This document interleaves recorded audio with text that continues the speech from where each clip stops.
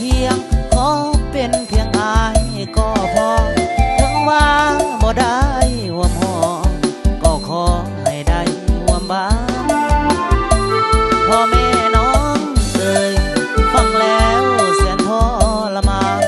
พร้อมค่าดองตั้ง10 ล้านสุดทนทานหัวใจสิวายอายบ่เสียใจโทษภัยดอกหนาเนื้อเย็นปล่อยตามลิขิตกฎเกณฑ์ขอเป็นอย่างอายสามไว้วัตถุเงินทองนั่นมากางกันหัวใจแม่นเคยทำดีเอาไว้ยังว่าได้อยู่ในสายตาทางอายและน้องปองดองของฮักแน่นเหนียวบ่เคยคิดจะคดเลี้ยวฮักเดียวการดาเพราะความจำเป็นขาดเปอร์เซ็นต์เพราะขาดเงินตา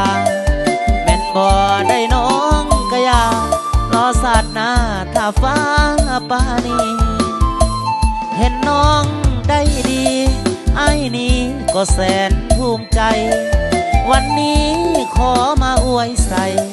ในงานแต่งของคนดี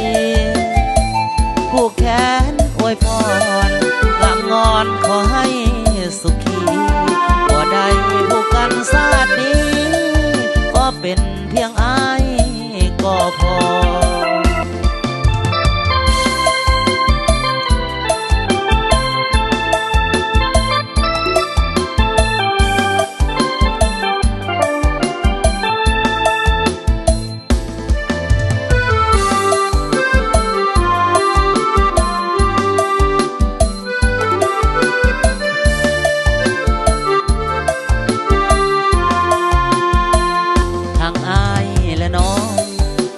ดองของฮักแน่นเหนียว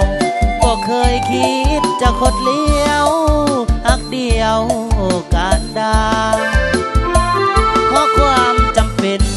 ขาดเปอร์เซ็นต์เพราะขาดเงินตาแม่นบ่ได้น้องก็อยารอศาสตร์หน้าถ้าพาปานีเห็นน้องได้ดีไอ้นี้ก็แสนภูมิใจวันนี้ขอมาอวยใส่ในงานแต่งของคนดี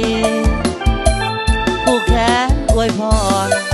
ลำงอนขอให้สุขีบ่ได้ผู้กันชาตินี้ขอเป็นเพียงอายก็พอ